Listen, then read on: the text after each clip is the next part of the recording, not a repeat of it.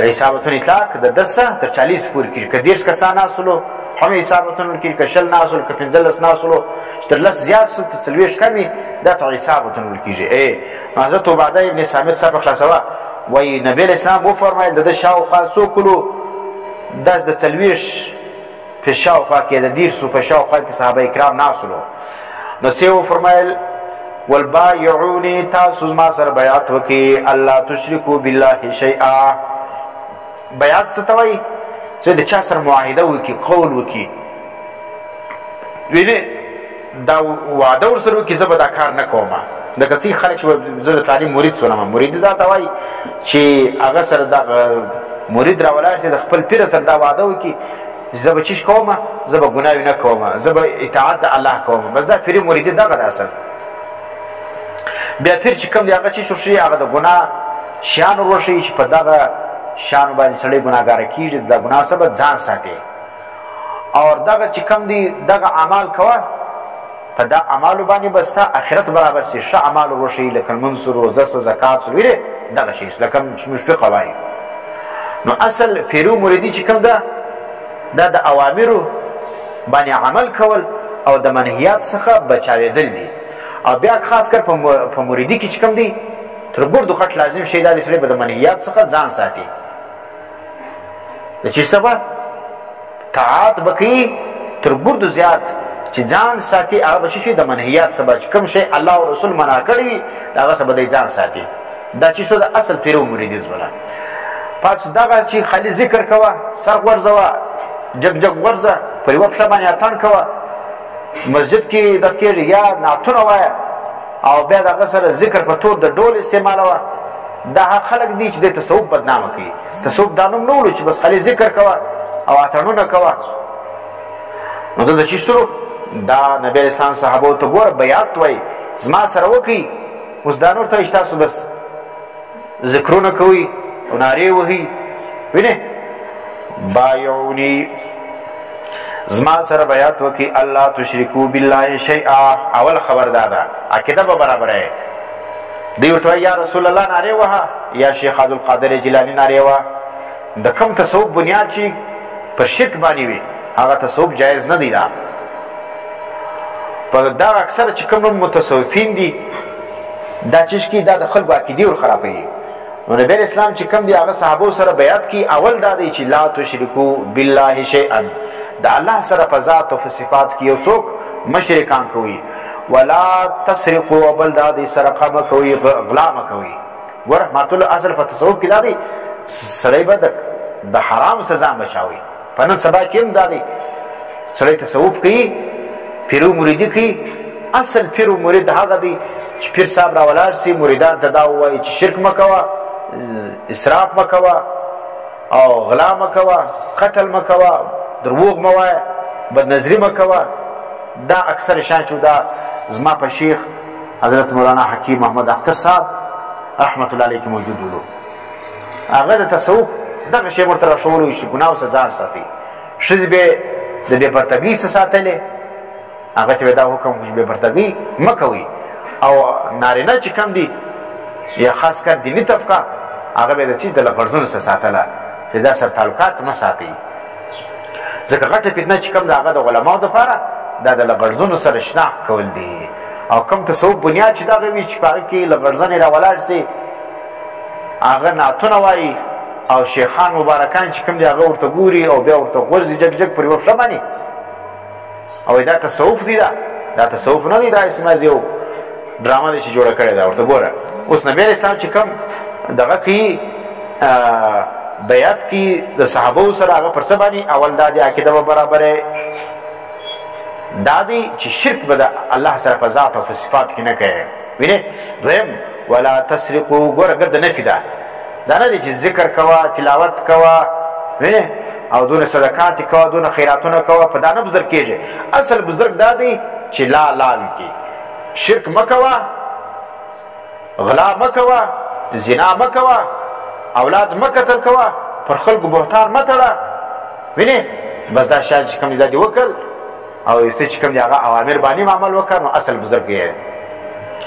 ولا تسرقوا، غلا مه کوئ، ولا تزنو، زنا مه کوئ. ګوره غلا بنه کې د بل مال بنه پورته کې او بل وڅ کې ولا تزنو د بل عزت بنه اخی زنا دا ته وي سړي د بل په عزت باندې چې شو کې دا غي عزت چې کوم ځای ورته تار کی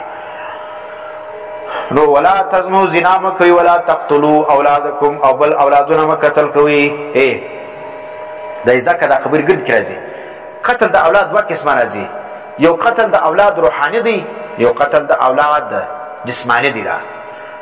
قتل د اولاد روحاني دا ته وایي چې اولاد دې پیدا سلو ته کوم دی به تعلیم مې پرېږده حلال او حرام ورشه جایز او ناجایز ورشه شوبد ورشه د ژوند د تیرېدو طریقه ورشه دا یو دغه څه دویم اصل شی چې دلته په حدیث کې مراد لا تقتلوا اولادکم ما قتل کوي اولادونه خپل دا خو مشرکانو به څه چم کول چې لور بیا پیدا سوله بیا هغه په مځکه باندې چخله ژوندۍ به شخوله پر لور باندې شرمېدل نو نبی اسلام د دې صحابو سره دا بیعت اخی چې اولاد به نه قتل کوي که لور پیدا سو که زوی پیدا سلو وینې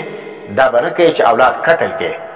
یا بعضې به راولاړ سلو اولاد به څه دپاره قتل کوي چې موږ مسکینان ډوډۍ نشته زه خپله په نس نه یم موړ نو به اولاد به چیش خوري اولاد به مې چیش خوري نو راولاړ سو اولاد به قتل کوي وینې نو دا رقم لا تقتلوا اولادکم اولادونه مه قتل کوي وینې ولا تأتوا ګوره دا ګوره د نبی اسلام د بیعت طریقه دا رقم ده لا کې موجوده ده د منهیات څه د بچاو ډېر ذکر دی صحیح پیر هغه دی چې د هغه په بیعت کې هغه شیخ و خپل مریدانو ته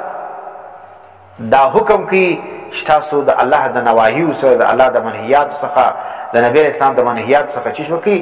ځان وساتي نو اصل عقیده صفا ساتل د شرک او دا رقم عمل صفا ساتل د بدعاتو څخه نو په کوم تصوف کې چې عقیده کې شرک موجود وي یا د شرکیاتو ترغیب ورکول کېږي او په عمل کې چې کوم دی هغه د بدعاتو ترغیب ورکول کېږي دا تصوف شرعي تصوف نه دی دا اکثر لکه صوفیان چې کوم دی هغه ګوره په تصوف کې چې کوم دی هغه ډېر بدعات داخل کړي دي او بس د خپلو خواهشاتو مطابق روان دي دا چې کوم دی هغه تصوف نه دی دا اوس د نبي تصوف ته وګوره نبي اسلام چې صحابو ته تصوف ورشي تزکیه ورشي څه کوي ولا تقتلوا اولادکم دا د څویمه لاس ولا څلورمه لا ده ولا تأتوا ببهتان تفترونه بل لارانه ولا تأتوا راتک مانا کوئی ببهتان په بهتان سره تفترونه چې تاسو یې تړي ګوره بهتان هغه ته وایي چې سړی د ځانه په چا باندې دروغ وتړي رښتیا یو کار نه دی کړی ته به هغه ته وایي تا دا کار کړی دی نو په چا باندې دروغ تړلو ته چې شول کېږي بهتان نه کېږي نو ګوره پر چا باندې به دروغ نه تړې نه بین ایدیکم مخکې تر لاسو ستاسو و ارجلکم تر پښو ستاسو دلته یې دا معنا وکړو معنا ستاسو د مخ ته به بهتان د لاسو مخ ته بهتان او د پښو مخکې بهتان دا به نه کوې نو اوس دلته څه معنا سوله بین ایدیکم و ارجلکم یو معنا دا سوله بین ایدیکم معنا دا سوله مخامخ و چاته پر چا باندې بهتان تړل ځي بعضې خلک راولاړ سي هغه په شي خبر نه وي مخامخ ورته وایي تا دا کار کړی دی وینې نو بین ایدیکم و ارجلکم سمرا چې ستوله چې مخامخ پر چا باندې ځي مخ راواړي او دروغ باندې وتړي دا ډېر بد کار دی دا یا دویم معنا دا ده بین ایدیکم و ارجلکم د ایدیکم سمرا دا دی چې معنا ستاسو د لاسو په مابین کې د انسان د لاسو په مابین کې شي زړه دی دلته نو راتګ مه کوئ په داسې بهتان باندې بین ایدیکم چې هغه ستاسو په زړه کې دی وینې معنا په زړه کې خبره سره جوړه کې او بیا څه وکړې بیا چې کوم دی هغه خلکو ته بیانوې نو ګوره زړه چې کوم دی هغه د انسان ګوره د لاسو و ارجلکم د پښو په مابین کې دي که نه دي نو ولا تأتو تاسو راتګ مه کوئ ببهتان په بهتان باندې په هغه دروغو باندې صحیح سلو بین ایدیکم و ارجلکم چې هغه ستاسو د لاسو د پښو په مابین کې دي چې هغه زړه دي معنا په زړه کې دروغ سره جوړ کې بیا په خوله باندې چاته بیانوې نو دا رقم بهتان پر خلکو باندې مه تړئ دا څو معنی دې معنی سولې دریم معنا دا ده بین ایدیکم معنا فی الحال و ارجلکم معنا فی المستقبل څه معنا فی الحال پر خلکو باندې بهتان مه تړئ او دا رقم پر روانه زمانه کې پر خلکو بهتان متړي پوښتنه څه معنی درته په دې کې درې معنی درته وکړي اوله چې شوله بین ایدیکم و ارجلکم انا مخامخ ابنه سامنے دوی معنی درته وکړه چې بین ایدیکم و ارجلکم انا دا چې په زړه کې ځکه د لاسو د پښو مابین کې چې کوم ځای تاسو بهتان متړي معنا په زړه کې مه جوړوي سره دا دوی معنی شوله درېما بین ایدیکم انا فی الحال و ارجلکم انا فی المستقبل فی الحال پر چا باندې بهتان مه وایه پر روانه زمانه کې پر چا مه وایه معنا په یو وخت کې پر چا باندې مه وایه ولا تأتوا ببهتان تفترونه بین ایدیکم و ارجلکم ولا تعصوا فی معروف ورته ګوره بیا لار راوړله نافرمانی به نه کوئ فی معروف په ښه کار کې وینې معنا چې الله د نیکي حکم درکړی ته هغه کار نیکي پرېږدې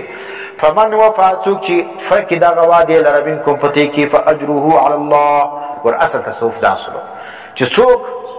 پر دغه شان باندې عمل وکړي د منهیات څخه ځان بچاو کړي دا چې سلو د دې اجر په الله باندې دی مارتوی زموږ اصل د علماء دیوبند چې کم تصوف دی هغه کې اکثره د سړی بچ کې د ګناو څخه ځان بچاوي ویني تخلی عن الرذائل څه ده باندې سړی په ځان خالقي د بدو اخلاق څخه د بدو افعال څخه د بدو اعمال څخه دا چې وکړ بس ته صحیح مسلمان یې صحیح مرید یې او دا چې ګرد ورځ لګې تلاوت کوه او دغه چې کوم دی ذکر کوه یا یې سرکې ذکر وکړه بیا هغه وروسته جګ جګ وغورځېږي دغه بعد چې کوم دی هغه بیا دروغ هم ووایه بیا زنا هم کوه بیا قتل هم کوه وینې بیا لغړزنې هم رقصوه دا تصوف نه دی نو زموږ د اکابرو طریقه دا ده په هغه کې دغه پر اذکارو پر دې باندې ډېر زور نه ورکول کېږي زموږ د اکابرو چې کوم طریقه یې کار وله په هغه کې دا ولسوړی اصل د ګناو څخه ځان بچاو کړي اوس زما چې کوم دی د حکیم اختر صاحب رحمت الله سره تعلق د بیات دغه په سلسله کې وګوره اصل شی دا دی چې ته به د ګناو څخه ځان بچاوی او بل به څه شوي یوه پاره چې کوم د دورې وایه تلاوت کوه وینې او دا رقم کلمه توحید څونه قدر وایه درود څونه قدر وایه وینې هغه خپل په هغه معمولات صبح شام کې لیکلي دي چې دغه اذکار وایه سهار ماښام چې په سنت باندې ثابت اذکار دي بس دا ووایه او دا رقم مناجات مقبول دي دغه شان چې کوم دی هغه وایه بس د ګناو څخه ځان بچاو که عقیده برابره که بس ستا صحیح تصوف دغه دی دا رقم ما په دارالعلوم کراچي کې په د مفتي عبدالرؤف سکروي صاحب سره د بیات اراده وله طالبي کې شو کې سړی به بس په دا نه پوهېږي چې بیات څه ته وایي نو یې وارې وله ولاړ شه بیا بل له ولاړ شه نو هغه چې زه ولاړم د بیات اراده مې ورته ظاهره کړه د طویل انتظار بعد نو ما ته دا وویلې چې بیات وار بر بیات نه کوې اول به ته راولاړېږې څلوېښت شپې به په تکبیر اولا سره لمونځ کوې او بل یې دا راوشل ګناهو څخه ځان بچاو که او ګناهو چې شو غیبت ولو او دا رقم بدنظري وله او دا رقم دروغ ولو وینې دا څه ګناهوي چې کوم موږ ته عام ګناهوي دي دا غټې غټې ګناهوي دا یې راوشل د دې څخه ځان بچاو که څلوېښت شپې بعد به انشاءالله بیا ما او تا خبرې کوو دا چې څه دا زموږ د اکابرو طریقه دا ده چې په هغه کې اصل شی دا د سړي د ګناهو څخه ځان بچاو کړي نو دلته د هغه عمل چې کوم دی دا د نبي اسلام د دا ګوره زموږ د عمل چې کوم دی د اکابرو دا د نبي اسلام د دې عمل سره ماخوذ شوی دی چې نبي اسلام سره د صحابو سره بیعت اخیستی په هغه کې ګرده دغه منهیات څخه ځان ساتلو ومن اصاب